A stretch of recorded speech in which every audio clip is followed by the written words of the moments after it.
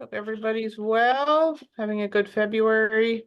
Welcome to our guests, and thank you for being here, Mr. Jackson and Martha Ainsworth. Looking forward to your presentations. We'll start with, let's see, call to order, calling the meeting to order, a couple of minutes after 6. See who's here. Is there anybody missing? Chuck, I think he has an excused absence. So I think we're okay with that. Who else? Dave? Cola. Cola, Mr. Cola? He's not here. Looks like Dave's not on yet either. Okay, so make a note. Cola, Mr. Brush. And Chuck. Okay, thanks, Nyla. Okay, so appreciate that. Anybody have the agenda's up. Thank you, Kevin, as usual, for your really good support. And anybody have any additions or changes suggested to the agenda for tonight? Put on my glasses here so I can see what's going on. No, I see none. No. Okay. No, Nyla, anything? No, not this Okay. time. Maybe in section 4, just if we get to the committee reports. But other than that, I don't think so. Okay, great. All right, thank you. Okay, so tonight I'm excited. We have 2 really excellent presentations and presenters. The first we're going to hear from Mr. Jackson, who's going to talk to us about the Area C project, which, as you all know, is the valley that is being filled in at Brown Station, and building that out to support an expansion of, or an inspansion of the landfill. So, Mr. Jackson, take it away. Okay. Eric, I'll Welcome. stop sharing the screen.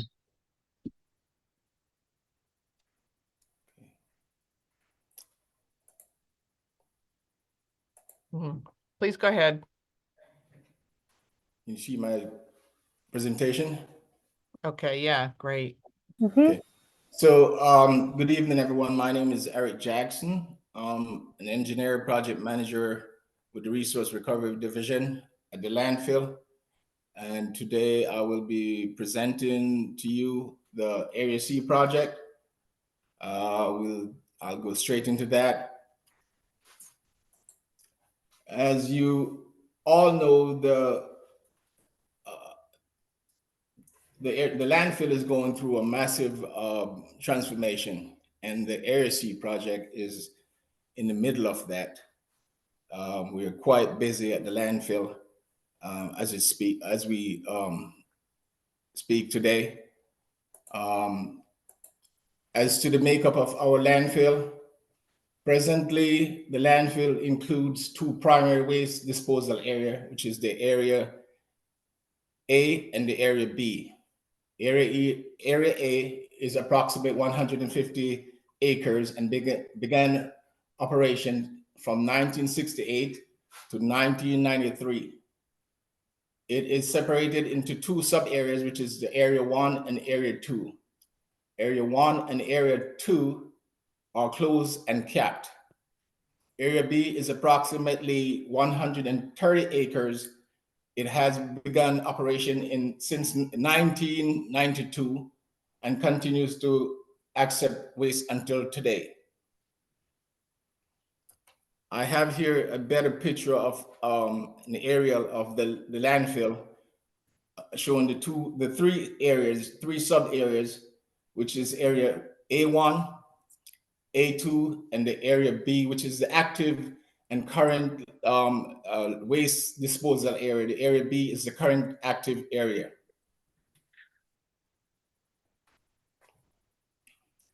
High are they? Pardon me?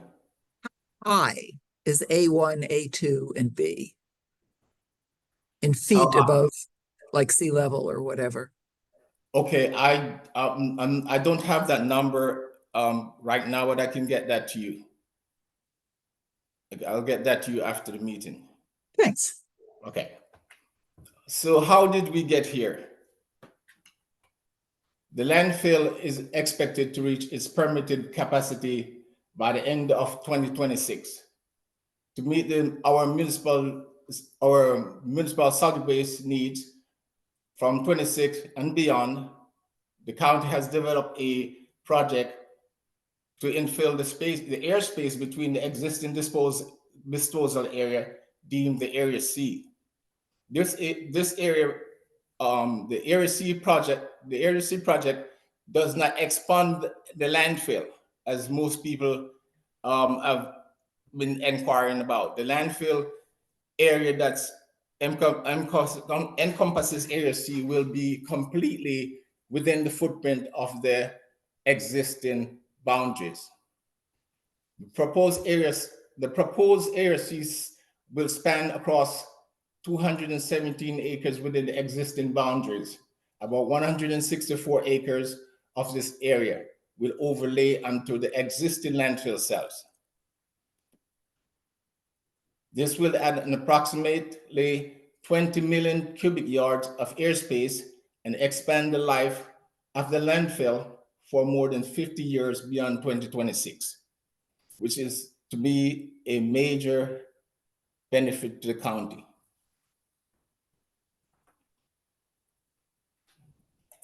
Here we're showing. Excuse me, I'm sorry for being an idiot. Can you back up one more? I don't understand the numbers. How can it, if it spans across if C is entirely between A and B, and it's 217 acres, why are only 164 overlaying A and B if C is entirely within A and B? C is not, so we often say C is entirely in the valley, but actually, as you will see as I go to the next slide, C is not necessarily in the valley. The expansion of Area C is outside of the valley and overlays on Area B and Area A2. But if it's Yeah, it might be helpful to let Eric finish, and because okay, some of the questions it might be answered in the next slide. okay, sorry. Yeah, because he might have a certain flow. So I think that might be helpful, Barbara. Sorry. All right, thank you, ma'am. Thanks for asking. So here's the landfill valley that we refer to in most cases.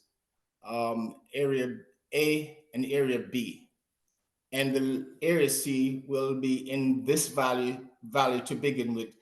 We say in the valley, but eventually you will see that it's also expanding, overlaying outside of the valley and onto Area B and Area A.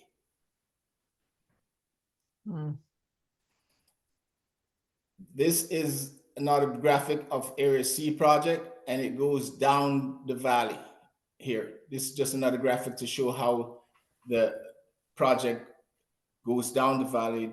It's a better representation from above. When we say the Area C project will be in the valley, and as you question, this is a better representation of what the Area C project will be going out to the year 2080. So that's an error right there. Correct that. But when there's an error right there, but when fully built out, the Area C project will encapsulate a portion of the area A1, A2, and the Area B as projected for the year 2080. So this is a representation of what the entire Area C project will be when fully built out, and not just the valley. The project will start in the valley, but eventually it will, over the years, the complete Area C project will be fully built out beyond the valley and overlay on top of the Area A1, A2, and the Area B. Is that map the same orientation as the previous slide? Is north at the same direction? is slightly off. This is more a representation of parallel to the Brown Station Road, meaning we're currently looking at the area B in this location, if you see my cursor, and then area A's are over here, but this orientation is not as before. Okay.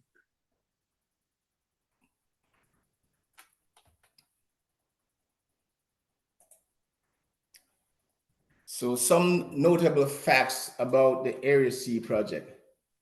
At completion, it will have a total waste filling capacity of 20 million cubic yards or 13 million tons, which is equivalent to up to 50 years of waste filling or a waste filling capacity of up to 2028.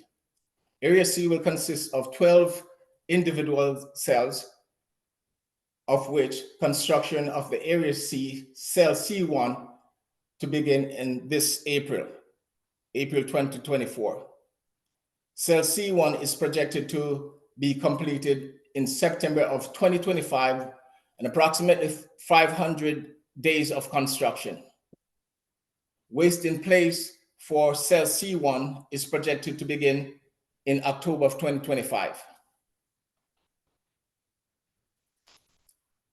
The Area C project has a number of spin-off projects or related projects and ancillary projects that as a result that needed to be upgraded. Notable is the Scale House Access Road and Upgrade Project, the Lot 2 and Lot 4 relocation project. We are also upgrading the leachate pretreatment facility and the infrastructure for leachate. Scale House improvements includes customer. We are going to be improving the customers area. Bump out. We're going to be providing 2 bump out areas for customer convenience, 2 new scales, improve access road, and we're going to be installing a RFID system, given the capability of for vehicles to drive through and detect it without stopping. This is a visual picture of the scale house, what the new bump out will look like. This area is where the existing scale house is, and we will be bumping out this area to expand and allow for easy access for vehicle traffic to go through the scales without customers leaving their vehicles. We're going to be enlarging. There are 2 new scales that will be added to the project on the outside of the existing scales. We're going to be enlarging the access road and improving the access drive-through.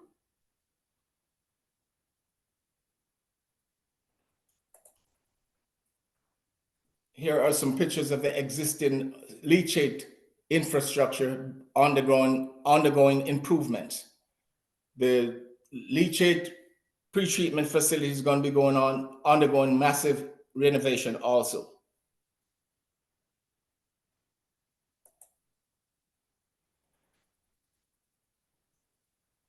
We are going to be upgrading the lots. The current HHW lot is going to be relocated, and we are improving a few of our lots for convenience and for homeowners to have proper access to the landfill. These are as a result of the work that we're doing for the Area C project. We had to restructure a number of our lots to provide access roads and create new areas for homeowners to drop off.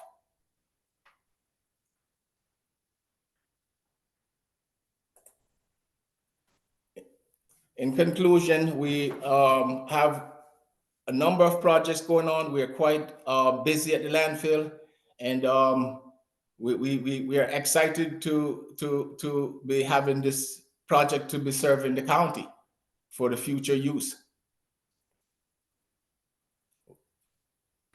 Okay. We'll now entertain questions. Thank you very much. That was very informative. Okay, questions. Put up your hands if you have questions. Virtual or real. Okay, well, I have questions. I have a question. Curious. Okay, Jonathan, go ahead. Yeah, Mr. Jackson, good presentation. Thank you for your presentations. Thank you. How does the new pipeline that is being proposed fit into this project? This, There is a pipeline currently proposed.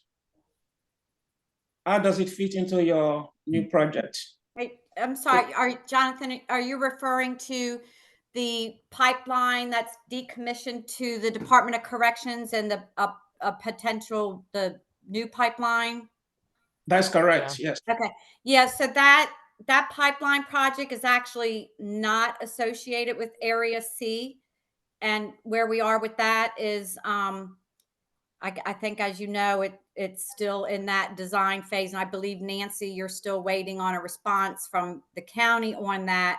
But tied into that, it has more to do with like the request for information, the RFI that the county sent out, and the future bid that may go out with respect to the most beneficial use of the landfill gas. So in short, what I'm trying to say is that pipeline really isn't, doesn't have any, I mean, even though it handles landfill gas, it's not tied in necessarily with the Area C project. Okay, thank you. You're welcome. So Marilyn, does that mean then that the infrastructure for the collection of the methane from Area C is a separate independent system? Yeah, so there's still a gas collection system that is being built up to the new MDE state requirements, as well as any upgrades that we have to make to the existing, like for instance, the wells for monitoring of the gas. And Eric, do you want to add anything to that from an engineering perspective? well, we're constantly monitoring and collecting the gas. Currently, like we're burning the gas currently as required by the state. We have to have the landfill on the vacuum. So that's what we're doing. We're collecting the gas, and currently we're making provision. Clearing it. Yes. So Marilyn, let me just clarify. So there's an existing infrastructure which is being upgraded. That's in Area A or B, A and B. Is that correct? Yeah, so we, of course, have a existing landfill gas collection system. Part of the new Maryland regulations, we know that there's going to be more frequent monitoring of the landfill gas that we will have to do.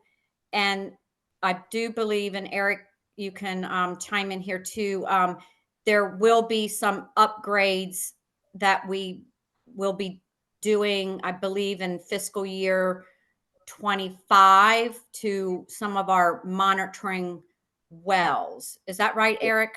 Yes, so the number of new regulations that are requiring us to do more frequent monitoring of our gas wells. Secondly, our flare is now going to be upgraded. We have to upgrade our flares. These regulations are more stringent than are currently on the books. So there are a number of implementations that we're putting in place at the landfill. Okay, so I'm sorry, Marilyn. Yeah, I'm Yeah, sorry. go ahead. So it's think of it as I mean, it's all landfill gas related, but it's almost like two different projects, because the Area C landfill gas collection system and the monitoring wells, that's being designed and constructed to meet the new regulations. But then we also have our existing monitoring wells for areas A and B that there may be some wells which have been identified or will be identified that have to be upgraded, if you will, to make sure that they meet the Maryland state regulations. Okay, so my question then is, since there's an overlay, a significant 2/3 approximately, based on the numbers, a sort of overlay, are the Area C wells, are they new wells, or are they the same or connected to the wells in the existing system? Eric? There's going to be a combination of new and existing modifications. So as you realize, in the valley, those will be new gas collection system and wells, but where Area C at some point will merge and overlay with the Area B and the Area A, and at some point they will be around or in the same vicinity of existing wells. So those wells will be modified in place. If they need to be raised, they will be raised, and whatever needs to be done as we identify the ones that need to be modified. Okay, thank you. That's really really helpful. Okay, I have a couple more. Any more questions? Oh, Barbara, something got their hand up. Barbara? It's really Dave, you're informative. next. I'm still just a little confused. If you said that A was 150 acres, B was 130 acres, C isn't to increase the footprint, C is to be 217 acres, of which 164 will overlap with A and B. So it seems like C is going to increase it by 53 acres. Or is it that you mean that what you're calling the valley between A and B is not included as either A or B, but that's going to be part of C, but you say it's not going to increase the footprint because it's just between them? That is correct. So the footprint will not go ahead. Okay. So it's the valley, so it's increasing the footprint of A and B, but it's only increasing it in the valley between. It's not increasing the footprint of A and B. As it is, the valley will be filled in and overlays is going to overlay and A, and it's going to overlay and B. Yes, okay. Okay, that makes sense. Okay, Dave? Yeah, I've got a couple of questions. Nyla, you'll be next after Dave. Yeah. Okay. Like I think what you've been explaining is this Area C will be essentially between the space where we've had A and B, and sort of the valley between, and then part of those other two areas will be again covered. When you cover those areas, does that have any impact on the methane collection or emissions of the two existing areas? And I guess the other question I have about that, and maybe this is something Meryl needs to answer, is the methane that is being emitted right now, and we know that there's quite a bit being emitted from the Brown Station. Is that going to impact, and how do we plan to minimize methane emissions that we have going on there?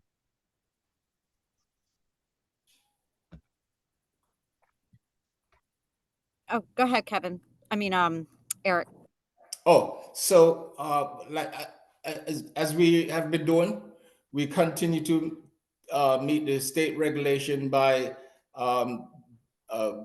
we're extracting the methane as required by the state. The hills are under a vacuum. We're doing whatever we can to meet state's requirement by burning the methane. And as we mentioned earlier, there's some more regulations that are coming on the books that will require us to do even more at this point. And we're working on those. But as it stands, we're meeting the regulations. We're burning the methane. We're keeping the hill on the vacuum, and we're monitoring as much as we can to make sure we are aware of our methane levels. maybe this is more directed toward Maryland. You're meeting the regulations, the state regulations, by burning the methane, by the flaring. However, what that does is that's putting CO2 and a lot of BTUs into the air. And I'm just wondering again, when can we expect that something's going to be solved there so we can go back to just taking that methane and giving it a better use? Yeah, so a decision concerning putting out a bid for infrastructure to to it may or may not replace the pipeline. It could be a combination where the gas is cleaned and perhaps put into Washington Gas's pipeline for, an off taker. It could include that as well as the pipeline to the DOC. It could be that the pipeline project to the DOC might be canceled, depending on if there's it's more environmentally beneficial to simply have not simply, but to have the infrastructure in place to clean the gas and put it in to the pipeline for an off taker.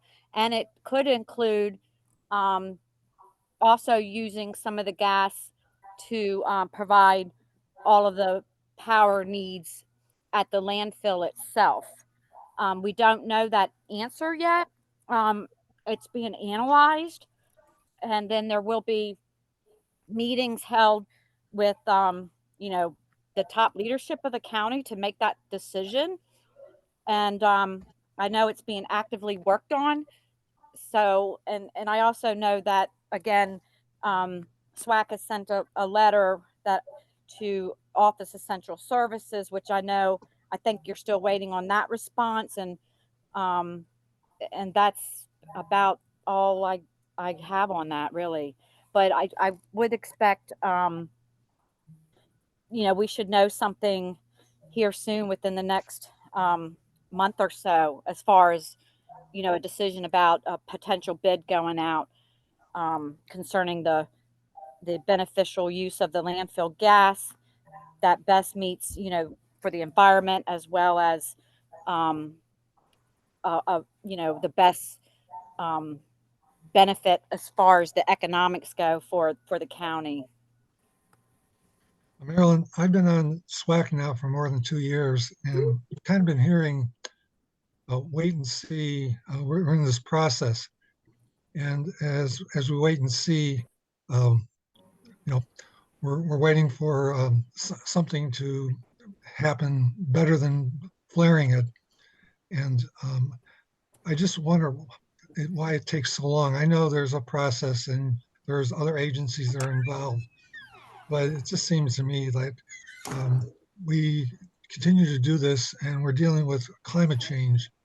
And I don't know what we need to do to kind of like push this along, but I find it kind of upsetting that we talk about this month after month, but it doesn't seem like we ever find the final solution or a decision. I'm sorry that I'm kind of. No, I understood, noted.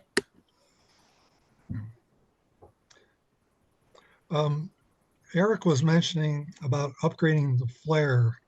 What does that entail, and what will that? How will that be better?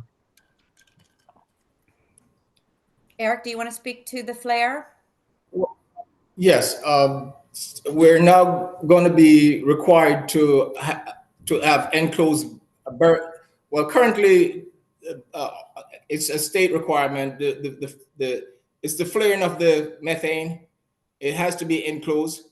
So the state requirement pretty much is asking for your flaring to be enclosed completely, meaning that your flame cannot be outside of the rim of your flare.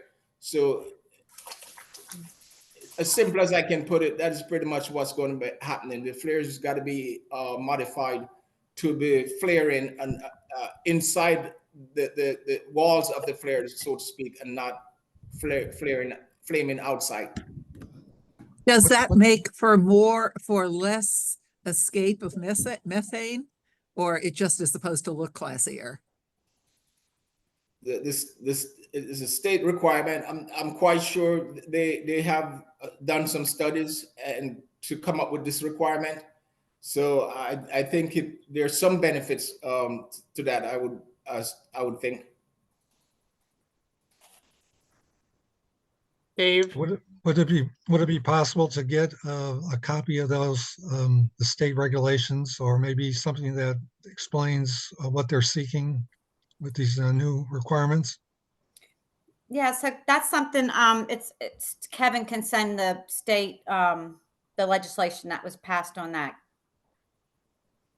Yeah, thank you. That'd be appreciated. Mm-hmm.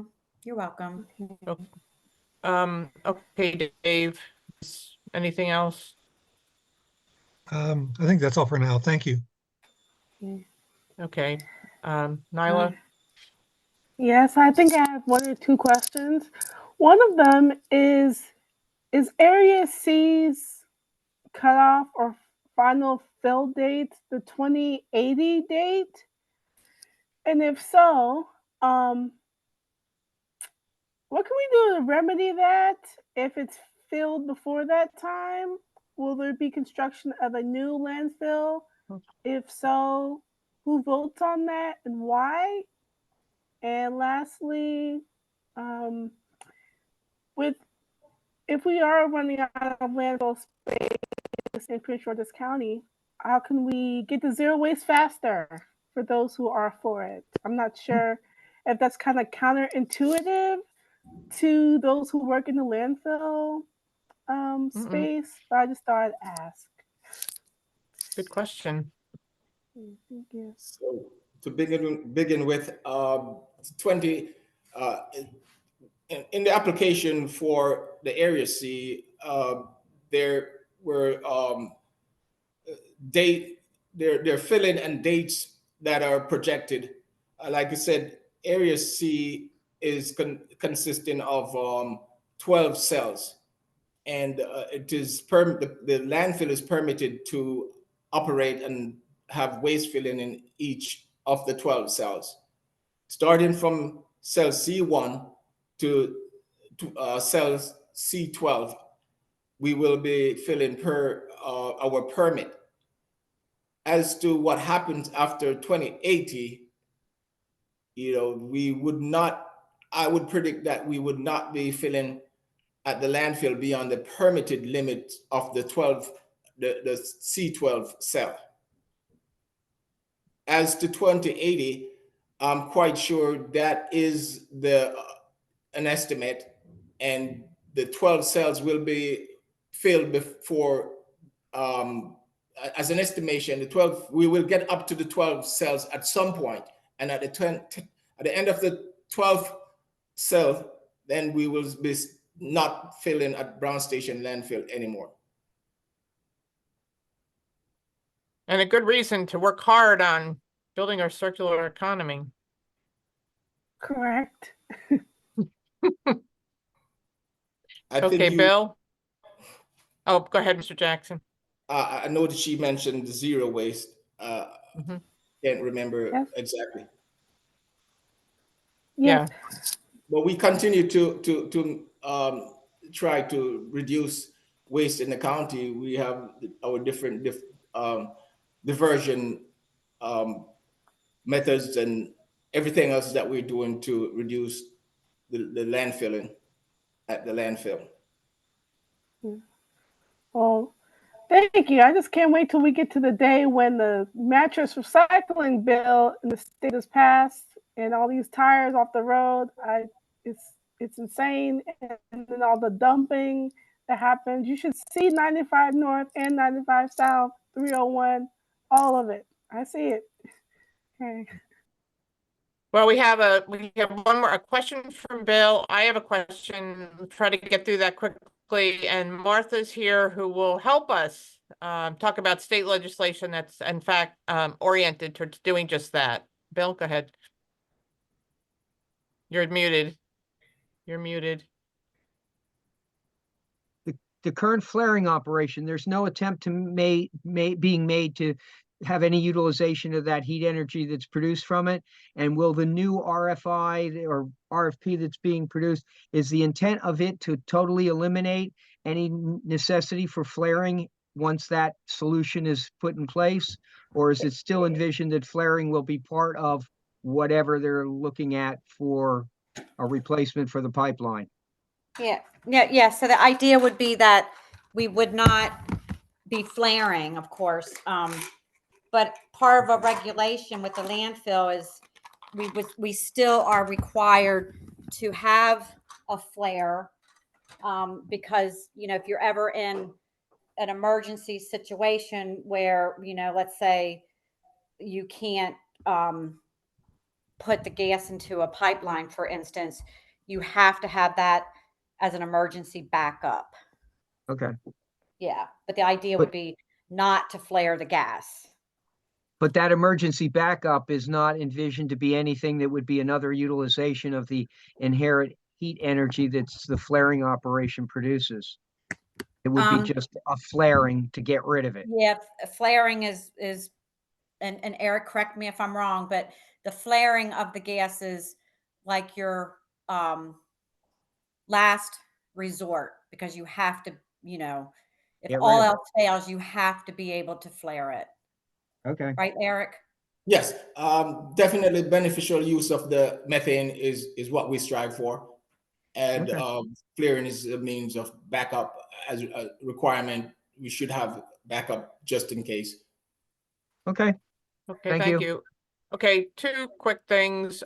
One is the other issue that Dave didn't quite bring up that this sort of points to is the loss of revenue, which I know right now is such a huge issue with the county. And actually, you know, our concern is resource recovery and support of your efforts. And I don't know if there's been any looking at what the impact of this loss of revenue has been. Do you know? I mean, I know that the RFI had some data in there.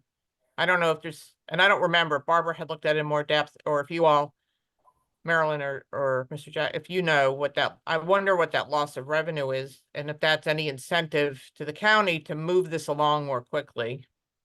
Yeah, so like the loss of revenue would be that when the pipeline was in commission, it saved the Department of Corrections a certain portion of their overall utility bill from PEPCO. And I think that was over $1 million, right? Yeah, and I do believe that was, I think, one of the questions. And Office Essential Services has those numbers with respect to the utility bills. But yeah, I So think it's We were both- told $1.2 million. that sounds about right, but I'm not Yeah. 100% sure. Yeah, those numbers, at least I think some of those numbers are in the RFI, which Barbara had looked at more carefully. But then there's also the potential revenue loss, which would be the more beneficial sale of the gas to produce revenue for a more beneficial use at a higher revenue. So there's, you know, offsetting a cost, and then there's actually gaining the revenue from. So there's two different sort of, probably, I would guess, an increase in value on the beneficial sale, which is why why you all are looking at that. So anyway, okay. The other thing is the funding for the Area C. Those are, I presume, capital expenses, and is that coming out of the budget of the, you know, resource recovery, DOE? Is it, how is it that Area C construction being funded? So that's correct. It's a capital expense, and the county sells bonds to fund the project or projects. Okay, right, that makes sense. Okay. Do you know what the cost is? Oh, we'd have to Of the get back to project? you on that number. Yeah, because it's spread out over 5 years. Okay, it would just be nice to have just a ballpark of something. Okay. Okay. Kevin can email that to you. Okay, great. All right. thank you everyone for your questions, and thank you very much, Mr. Jackson. Really appreciate that. Very helpful. And we hope you'll come back after you all get, maybe in April, because we'll be April or May, maybe have to come back, just give us an update. Well, Hopefully you'll get started in April. yeah, definitely. I want to apologize for the rough start. I didn't realize I shouldn't be presenting without water. My throat started drying up here, so I really apologize for the rough start. But yes, I definitely would like to be back. Okay, great. Well, we really appreciate that. We'll look forward to hearing from you. Yep. Thank you, Eric. Okay, so thank you, Eric, and really appreciate that. And Martha Torth, who's the chair of the Zero Waste Committee of the Sierra Club for Prince George's County, is also with us. And Kevin, I think you have her slide deck. Here she is. I'm here and And actually, so okay, go ahead. Martha's also, and her committee are recipient of just a point of fact of awards, both for her individual efforts and the committee efforts. But Prince George's County with the recycling awards had honored both the committee and Martha's work. So anyway, thank you, Martha. Thank you, Nancy. Kevin, can you put that in a slideshow thing, that button in the lower right there, presentation mode? Sure. Yeah, okay. I'm gonna, oh, I came not quite there, further. There, that's it. No, go back to the right too. Go back to the right. No. If the button's down at the bottom, it looks like a screen. Right? No, to the right, that one. Click on that. Yes, that's it. Thank you. So I actually have a pretty detailed presentation on Maryland Bottle Bill, the Beverage Container Recycling Refund and Litter Reduction Program. And I also have some good news for you before that. The Paint Stewardship Bill passed the Senate, and it's on second reader in the House. That's great. HB1. That the Paint Stewardship Bill, Element Voices HB1. So we can look forward to saving that money. You won't have to be landfilling paint. Paint. Very good. Right. Very And, exciting. And thank you for all the work on that. And let me just say, since we're on the subject of stewardship programs, the mattress stewardship program was filed by Delegate Hill, but it's number 1355. 1,355. So it has a hearing on the 6th of March. And I certainly hope that there'll be testimony from what surprised me last year is there was no testimony from the counties. I don't know whether it's Delegate Hill didn't organize it right, but I mean, all the counties would probably appreciate the mattress stewardship bill. So for that, you need to, and there's no cross file. So it's a one-directional bill, has to go through the House and then through the Senate. And you need to send in your testimony, written or sign up for oral testimony 2 days before the 6th. So that make it the 4th. The 4th, which I think is Monday. A Monday. Is there any way we can try to put pressure like a Jim Rosapep to try to file in the Senate? I think it's too late now to file with Senate bills without going through rules. But you know what? It could be popular enough that it'll sail through the House. I mean, there are bills that go through the House and the Senate and pass. And this has been, I'm mystified as to why Delegate Hill took so long to file this bill when we talked about it in September. But that's behind us. We can't do anything about it. But I think that if people show up to speak, especially the counties, to endorse that bill, that it'll really help show that the counties care about it. And you have a new committee chair too. I think we'll be interested in it. But I have other bills I can talk about, but I would like to feature this evening or two bills, mainly the Beverage Container Recycling Refund and Litter Production Program. You see the sponsors there, Delegates Terrassa and Edelson. Terrassa is from Howard County. Edelson is from District 46, which encircles Baltimore Harbor. So he sees a lot of beverage container litter there. And Senator Ben Brooks from Baltimore County. This bill, you know, this is a beverage container deposit bill, also known as a bottle bill, involves bottles and cans. This bill is aimed at reducing litter and plastic pollution going to the waterways, getting to the Chesapeake Bay and so forth. About half of the litter in the trash traps on the Anacostia River is beverage containers by volume. It's just enormous. And you see it all over. You see it on the side of the roads too. Every time it rains, it goes into the waterways. So this is not about reorganizing the recycling system. It's about getting rid of the litter, and a deposit will do that. What's happening there, Kevin? Can I go to the second slide, please? That's okay. I look like you've fallen off your chair or something. Okay. So there are 5.2 billion beverage containers sold every year in Maryland, and only about a quarter of them are being captured for recycling. So that means 4 billion are left, billion in the environment, like in the landfill and as litter, or they're incinerated.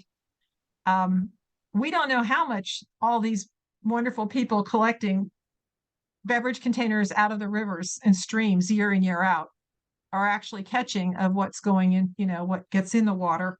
But it's totally unsustainable, and we've known that for a long time.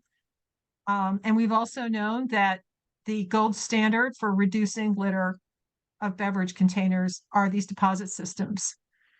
So the fact that 3/4 of these containers are going into the environment or incinerated, it means wasted energy and resources. We could be using those materials in the landfill and the stuff being burnt and going down the river in new containers and not have to mine, you know, virgin materials for new containers.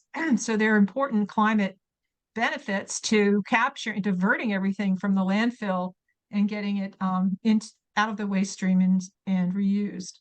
Can we go, keep hitting the down button here. Kevin, can we go to the next slide?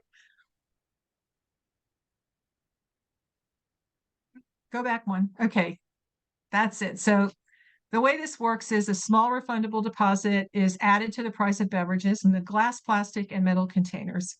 And for the smaller containers on the left, up to 24 ounces, which is 3 cups, 10 cents. And for larger containers up to 3 liters, 15 cents. And what happens is you get your deposit back when you return the container. And this is mainly a return to retail program. So you could take it back the next time you go to the store and it's empty and you'll get your money back. Let's go to the next slide. Okay, so the consumers can get a refund, like I said, at the retailer. The most successful programs with the highest return rate are the ones returned to retail and with a high enough deposit to make it worth people's while to come back. So here's 2 main pieces of technology that are new. I mean, they're not the same as back in the 70s or 80s when the older programs were done. One is reverse vending machines on the right. You stick your empty beverage container in, and the machine detects whether it's actually a container a deposit's been paid on, and the material, and it actually crushes it in the back because then it's being redeemed. And you stick all your containers in there. In the very bottom, it kind of looks like a refrigerator, right, with something on the bottom. That's where all the crushed materials go.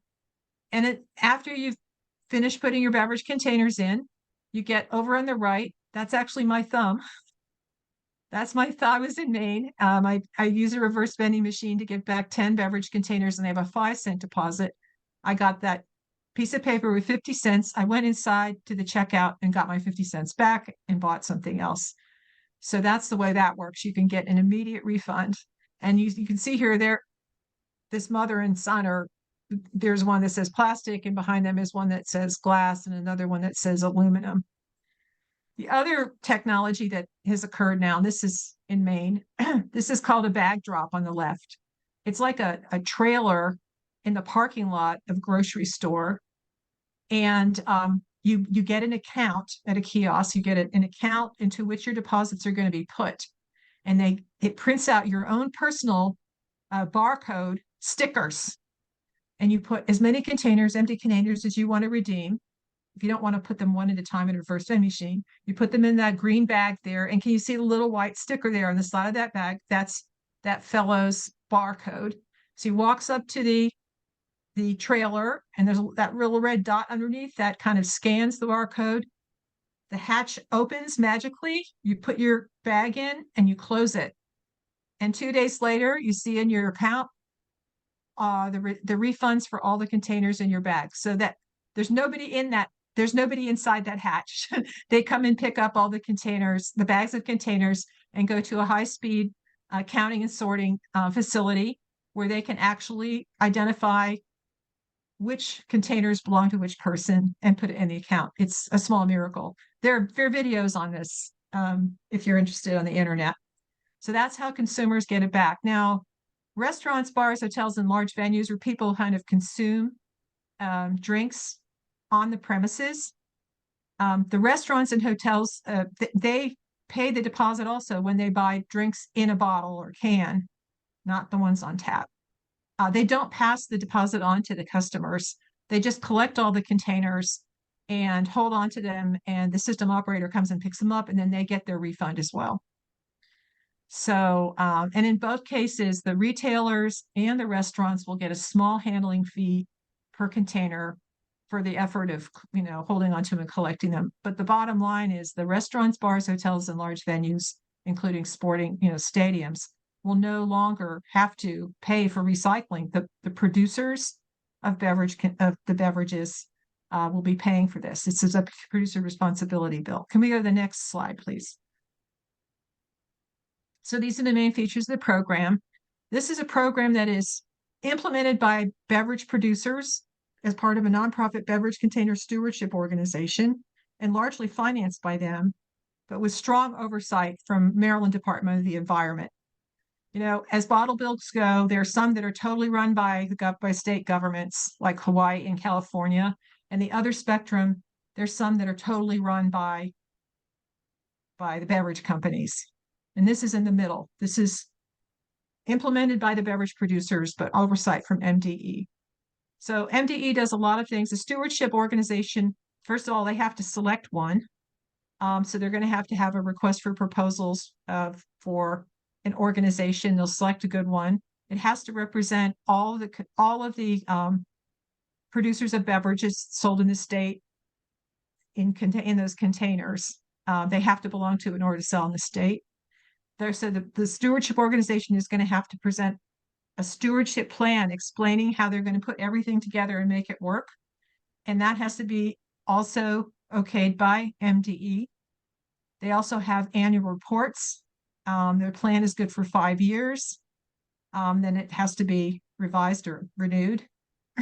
And there's an advisory council of stakeholders from all the different stakeholders that these programs have to advise MDE. MDE is also going to set the producer registration fees. Producers have to pay MDE and cover their oversight. They're going to set the convenience standards for, how accessible, how many different redemption points you need to have for the population to make it convenient, basically. So there's a lot of the parameters of the program are set by MDE. It's totally self-financed, which is a great thing, because right now in the General Assembly, there's this big budget crunch you've probably read about. The whole thing will pay for itself. It'll pay for MDE's costs, and it should have a zero impact on the state budget. It's not going to increase the deficit, or it's also not going to generate money per se, but people will save money because the producers are paying stuff that the taxpayers are paying for right now. There will be the handling fees to compensate retailers and the restaurants for collection costs. There's going to be a grant fund in it managed by MDE that's financed from some unclaimed deposits, $5 million a year, to be used for developing refill and reuse programs. The great thing about deposits is that they're the on-ramp, basically, for getting reusable beverage containers. Like some of us on this call remember picking up glass bottles when we were kids from the side of the road and getting money for them. Those were, washed, sterilized, and refilled for new drinks. So that's kind of where that's leading. And so the beginning of the deposit would be January 1st, 2027. So it'd be 2.5 years to start up and get everything in place. And then the deposit would go into effect 10 cents or 15 cents. Could you do the next slide, please? So let's talk about the impact. Okay, with this shows the recycling rate for the 10 states that have deposit bills now, and some of them still have only 5 cents from the old days, because once you put it in the bill, it's difficult to change it. But as you get up from left to right, you get up to Michigan and Oregon with 10-cent deposits. Our goal is to get 90% or better redemption rate. And Maryland is right there at 23%, 23 to 25%, I'd say a quarter. So that's how much higher the recycling rate. Many more containers will be recovered. The problem we have is that from the recycling perspective, something can be 100% recyclable, but you can't recycle it if you can't collect it. And the great thing about deposits is you put a value on an empty container. So people don't litter. And if they find litter, they're likely to pick it up and take it to get the value back. It really has a big impact on litter and also on the recycling rate. So you can see this is very feasible. And let me just say that the Maryland program is going to be better than these because we will cover more beverages than the other ones, because we are not conditioning this on beverage type. It's all beverages in metal, plastic, and glass containers. Next slide, please. The reduction in litter. I already mentioned this is a trash trap on the Anacostia River. Okay, this program is going to remove 200,000 tons of plastic, aluminum, glass containers from the environment in Maryland. So of the more than 3 billion containers removed, 2 billion of them are going to be plastic bottles. It's going to have a huge impact on reducing plastic pollution here. Next. Thank you. It's also going to produce really high quality materials. And this is just an example of deposit glass. Deposit glass is on the left. The single stream glass is on the right, and it's kind of embedded in that pile of stuff. You have to extract it. In fact, there's a place in Baltimore that does that, and we're looking forward to doing a tour there sometime, but that's where that picture was taken, in the place in Baltimore. So this means we can go food grade to food grade. On the classic plastic beverage containers, they never touch another container in like a curbside bin. So they stay food grade and can be made directly into plastic bottles. The stuff in the curbside bin is not easily made into food grade because it's commingled with, detergents and shampoo bottles or whatever else people put in there. So, okay, go ahead. And it's going to create jobs, like 5 times more jobs in recycling. It's going to create a lot of recycling jobs. 5 times more jobs created in recycling as are created by landfilling and hauling. And those reverse vending machines are going to need people to operate and maintain them. So they're going to be good quality jobs. And the next one. Okay. So that's the bottle bill. That bill is going to have its hearing on the 28th of February, which is a Wednesday, and in the House, and the 5th of March in the Senate.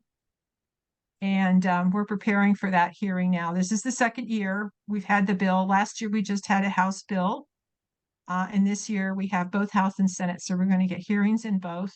And I just want to say there's tremendous momentum here. We have something like 20 organizations working together collectively to make this happen. We're really fed up with the litter situation. We know how it can be fixed. We know that this is the gold standard. This is the most effective policy to get rid of the litter, is a deposit program. Not trying to reorganize the whole recycling system, but we have to get rid of the litter, and that's the way we get rid of it. And so that's where we are in that one. And we hope that we'll get support from at least some of the counties. We believe the counties will save money from this. All the studies that we've discovered, that we looked at, there's a review of 33 studies in jurisdictions across the world on the impact of these programs on local government. And when you do the assessment of the whole waste system, including the money being spent to bury or burn 3/4 of the beverage containers that aren't collected, you all save money. You may lose some money on the aluminum and PET at the MRF, but it's, you know, much less loss of revenue than gains from not having to landfill everything or burn everything. That's the bottom line there. So on the plastic post, this is another bill that's complementary to the bottle bill. The bottle bill provides these clean food grade materials that can be used in new beverage containers without any problem. The plastic post-consumer recycled content bill, also sponsored by Delegate Terrassa, sets standards. Next slide, please, Kevin. The idea is to set a certain percentage required recycled content in these plastic containers. And it creates incentives for producers to redesign products. It stimulates local recycling markets. And when you replace virgin plastic with recycled content, you reduce your greenhouse gas emissions.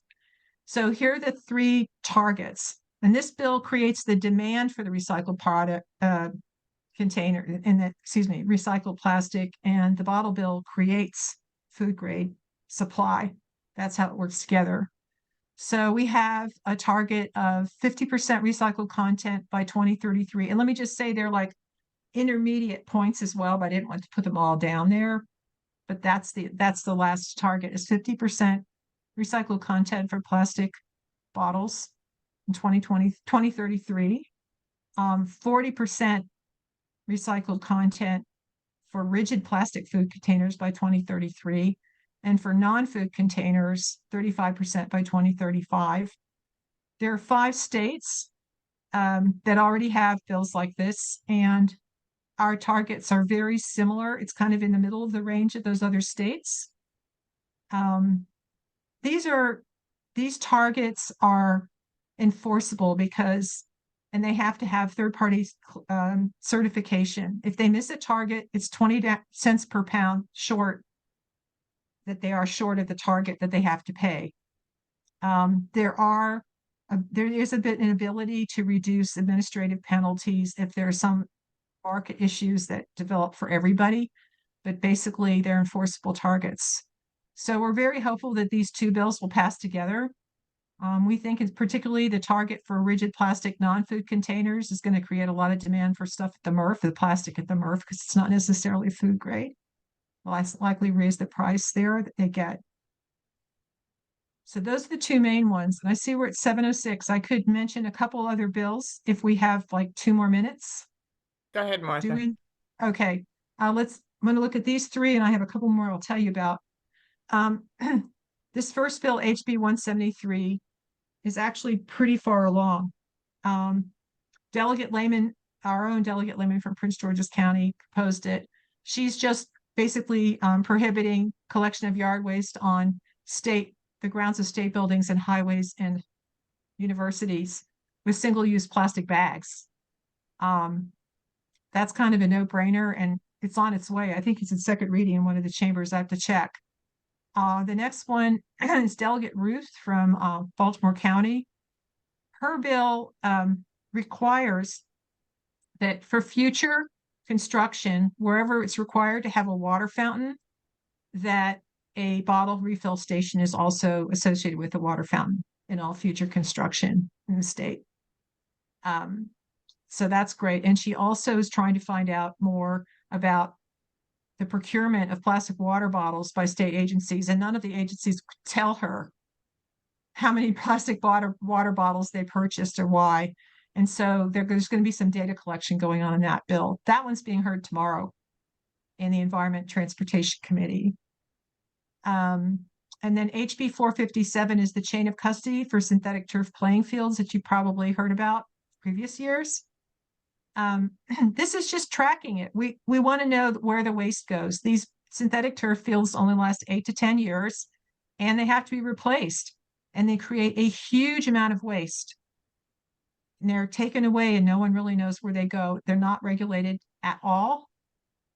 We know for a fact that some get dumped illegally, And some actually just end up being stockpiled in farmers' fields where all the little crumb rubber pieces and the plastic kind of get into the environment while they're sitting there, over the years. So we want to find out more about this.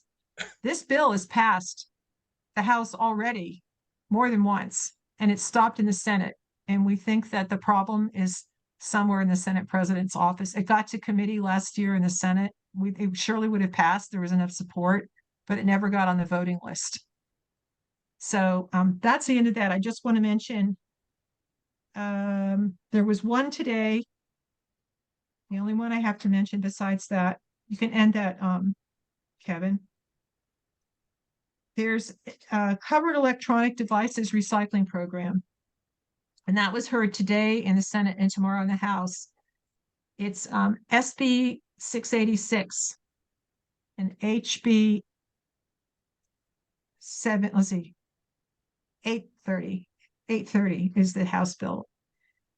It turns out, and you guys may already know this over in DOE, but there's been this huge reduction in the recycling of electronic devices, in particular TVs and computer monitors in the state. It declined from, and it was due to a market thing, and also that the existing program for electronic devices recycling has not been able to raise much money from their registration fees, enough to help reimburse the counties. So since 2008, the program's been able to reimburse local governments for only 4 years. And the amount that they were able to share with the counties wasn't even enough to pay for what they needed.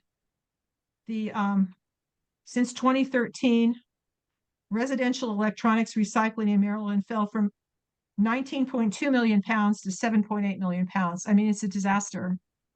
So the objective of the bill is to find more money to finance this. A lot of the counties have actually dropped. It's really distracting here. They've actually dropped monitors, computer monitors and TV sets from their programs. They're the most expensive to recycle. And so this bill is designed to find the money to do that. And the way they're doing it is kind of like the paint stewardship program. When you buy a computer or you buy a TV set or any other electronic device, you have like $5 or $10 added to it for a recycling fee, kind of like what they do for tires. We pointed out that they really should be charging. Yes, we're done. I think we're about there, but I want to just see if there's any quick questions. Because I guess the Area C update took a lot more really time. close. Okay, Yeah. I have one. Okay, Barbara, go ahead. Martha, great report. Question, with the plastic post-consumer, with the goals of what percent by what date, is that things that are sold in Maryland, produced in Maryland? Sold in Maryland.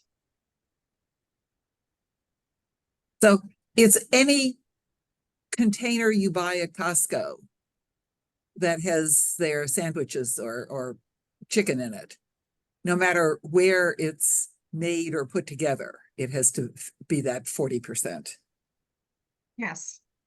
Okay, great. Rigid plastic food containers. Oh, and beverage containers. yes. And then the rigid plastic non-food containers, those 3 categories. Yeah. Okay, but they don't get out of it if they say it's produced somewhere else. That was my question. No. Great. Good job. Excellent work on getting, you have been so instrumental in so many of these, Martha. We're just super appreciative of all of your incredible efforts. I appreciate the efforts of everyone on this call. Thanks, Barbara. Dave, you have a question on it? Real quick, yeah. Martha, again, congratulations on your award. You deserve it. Thank you. I just want to ask you a question. I hadn't heard about the reverse vending machine before. Once it goes into the back and gets crushed or whatever, what happens to the materials that are deposited into that machine? so that the system operator comes by and collects them when they're full. And they're, you know, they're nice and compact, so it's actually very economical for the transit that they're compacted already. They've had When you those go in to the- Sweden where our daughter lives for over 10 years and they work terrifically. The thing is that this is all over the world. And because of the single-use plastics directive in Europe, almost all the European countries are going to have these eventually, like in the next couple of years. Even the UK has them. Spain and France are approving them. So I don't know why we have this problem in all of Canada has this, all of Australia. Like, I don't understand why it is we think we can't do this. But I'm very encouraged by the fact that people are bringing reusable bags in Prince George's County to the store and behavior change is possible. So congratulations to everyone that's been working on the bag bill. I think we're proving them wrong. We can change our behavior. And thank Yay. you, Marilyn, for your help. Okay, I think we're gonna close out that presentation for the moment. And big thanks, Martha, for everything and excellent presentation, very helpful. Okay. Okay. If people have other questions, Martha, should I just direct them to you by email or something? Would that make Yeah, sense? that would be fine. We're kind Okay. of monitoring what happens to each bill day by day. So, Okay. yeah. Okay, great. Okay, so we're going to move on to resource recovery updates. But before we get into just what's going to probably be an abbreviated report for this month, Marilyn, I'm curious about where the county stands on its thinking about some of these bills, because it seems like they would be very helpful, but I know there's impacts on the county and, you know, I don't know, you know, thinking about SWAC's role here. So maybe you could give us a tiny bit of an update, then we can go into the report. Yeah, so we're supportive of all of the bills that Martha mentioned. Okay. Yes. Okay, so then I'm going to recommend that we send a letter of support from SWAC, at least for the in-depth ones we've looked at. If people are supportive, we'd have to draft something and send that, I guess, by those dates. I'd have to check on that. Mhm. So let's have a discussion about that. What Yeah, do and- people think? I'd Marilyn, go like to ahead. second that. Okay. Thanks, Barbara. Marilyn? Oh, yeah, I was just going to say, I'm real pleased to also learn, I don't think I was aware of it, about the artificial turf bill. I don't think, Kevin, we've seen that one yet. But I know when Mary Lehman was a council member for the county, you know, we had those conversations because some of the schools were looking at artificial turf, and I think some of them have even installed it. But that is a great question, and we do need to learn where and how are these, you know, artificial fields, where's the material being disposed of. So thank you, Martha. I really appreciated the presentation as well. Thank you. Okay, so we have a second for my recommendation that the SWAC send two, and maybe Marilyn, tell me if there's, you know, a comfort. It seems like the bill for the turf is just a tracking bill. Seems like that would be okay to move forward on sending a simple letter of support from SWAC to the legislature in support of those three bills. So Barbara, do you want to amend your second? Definitely. Okay. Yeah, So I mean, let's have I would be in discussion. favor of actually all of the bills, not just those three, but whatever. Well, I think just what the comfort level of the commissioners are, because we didn't cover those in as much depth. Let's just stay focused on the first three. Okay. Discussion. Folks want to discuss it, or people feel they have a position on it? Can we take a vote? Okay, let's take a vote. Those in favor of sending a letter of support of those first three bills, Raise your hand.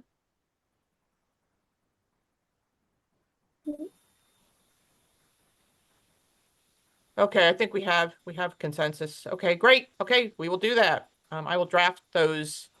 I will also send them to folks prior, just for your, but they'll be general, in line with the points that Martha made. So, okay, great, terrific. I don't know if someone wants to take on, if there's a comfort level with the other bills. We didn't go into a lot of depth. Dave, do you have a thought on that? Was one of the three bills the artificial turf or synthetic turf? I think we should support that. Yes.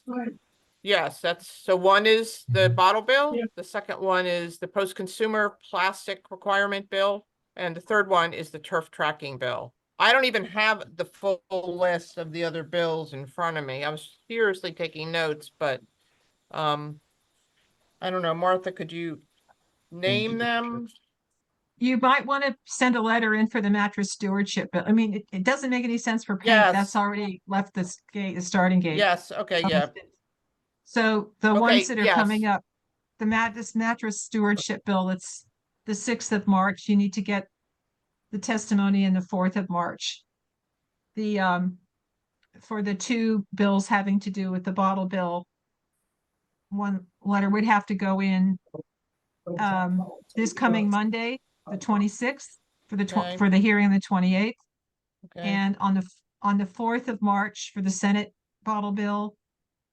I can give you the committee things. I can tell you okay, the let's committee, touch base after and you can Okay. help me figure it all but I would out. definitely add the mattress stewardship bill. I would add that for sure. Okay, And so, that's- which is, Yeah. Go ahead. okay, I'm just gonna make a recommendation that we go ahead and send a letter of support for the mattress stewardship bill, which is similar to the paint bill, which the industry, it's a similar kind of process of helping to fund and support collection of mattresses. Okay, so that's on the table. Do I have a second? I'll second it. A second from Bill. Okay, all in favor, raise your hand.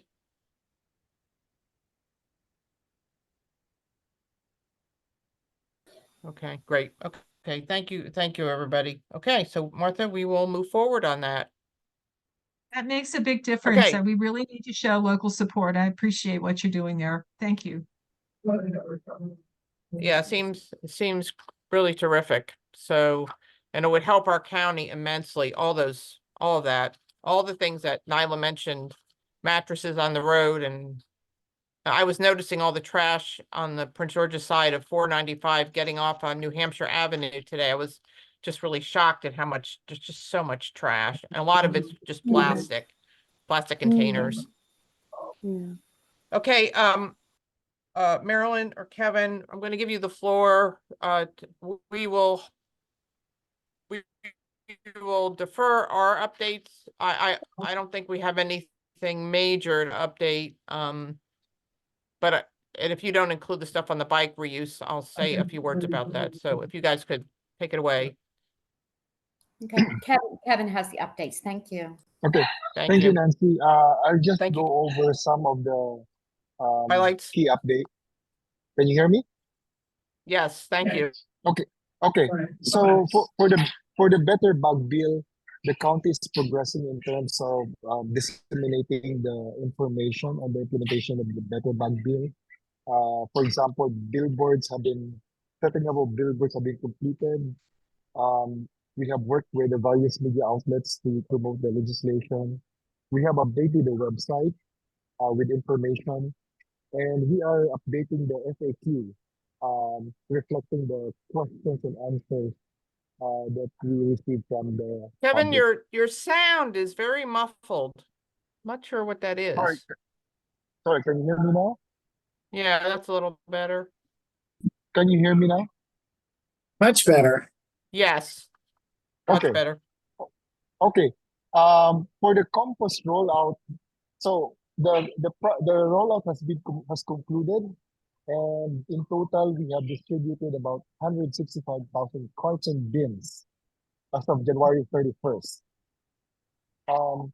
for the 10-year plan, I checked the calendar of the Prince George's County Council, and there's a public hearing scheduled on February 27 from 11 a.m. So that's the first schedule of the public hearing, February 27. February, when? 27, 27, Oh, February 27. 20, February? Yes, February Okay. 27. Okay. When will And that window close for feedback? Do you know? I will check, Nancy. Because I just checked the calendar of the council, but I will check when is the closing window for the public Okay. comment. I will get back to you.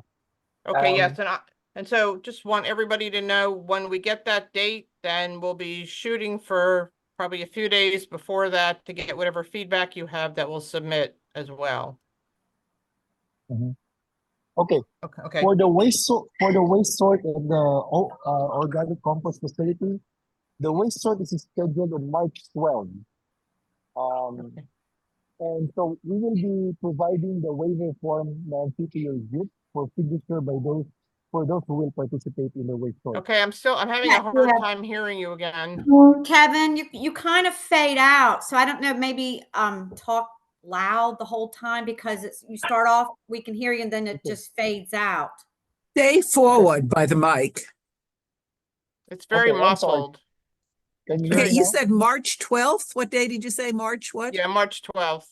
March Yeah, 12, yes. Yes, it'll be March 12th. That's a Tuesday. What And time? I'll follow up with Nancy for the start time. I believe it's 8 a.m., but don't write that down yet. I just have to confirm the start time. And then Nancy, I know I have a form I need to get over to you, which will have some of the safety information on there as well. Okay. So expect that this Okay. week. Yeah. Sorry, Kevin, you can Okay, proceed. great. So I will.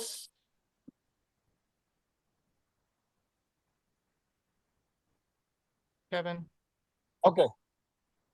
Okay. For the landfill gas beneficial use, DOE is reviewing the consultant's analysis on the RFI responses. And at the same time, our consultant is also developing the RFP, which will be reviewed by the county this month. For the bicycle reuse program, a meeting was held on February 7 with Nancy and Bill. And the That's next step is to, Nancy, go ahead. I'm sorry, Kevin. I just wanted to mention that is our subcommittee on reuse. So it's really sort of launching itself in this project, and a very fruitful so far collaboration with resource recovery. Okay, yes. For the compost outreach, RRD plans to do some additional education outreach to increase participation from the residents on food waste diversion. So RRD would like to discuss with SWAC on eliciting input on how to increase participation from the community on the food waste diversion program. Okay, That's great. all I All have, right. Nancy. Thank you, Kevin. Much appreciated. I want to, Marilyn, do you want to say something? Oh, no. No, Nope, I'm okay. good. Thank you. Okay. Yeah, I'm sorry. I want to keep us on our time. So Nyla, do you have something? I want to just quickly, if we have anything updates on committee. I don't think we have a lot from the greenhouse gas been active, but just ongoing kind of activity. Dave, you could weigh in too, Nyla, but I know you might have a report. Yes, I just had 3 answers to the questions that were posed to Dr. Edwards, but if you want, we can go over them in our education and outreach committee, because it kind of related to that, and then we can expand it to talk about it with the group in March, if you want. Yeah. Okay, Thanks. yeah, that would be fine. Let's email about it. Okay. And also, I think, did I make a referral that I have a volunteer is interested in your committee? He's not on the commission, but he's interested in helping. Hmm. I think he was present in the last meeting. He's a firefighter, volunteer firefighter, I think. Yeah, And yeah. I'm trying to set up yeah. a time to talk with him, but I think he's interested in the outreach. So I'm gonna think I'd refer him to you. Okay, yeah, I could send him a Oh. invite to our meeting on the. Just edit the. Oh, that would be great. Yeah, now. terrific. That would be great. Yeah. Yeah. Okay, thank you. I'm sorry to rush Yeah. you all, but such a jam-packed meeting tonight. I really appreciate your understanding. And Dave, anything you want to throw in the pot?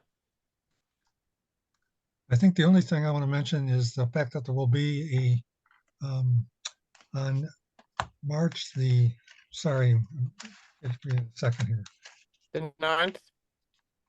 March the 9th. The 9th. Yeah, we're having that second Saturday 4 lecture to series 6. in University Park, and Ross Dickerson will be giving a lecture on what he and the University of Maryland is doing in terms of monitoring greenhouse gases and also just general air quality in the state of Maryland. And he'll be talking about that. I hope the other folks from our commission can be in attendance at that meeting.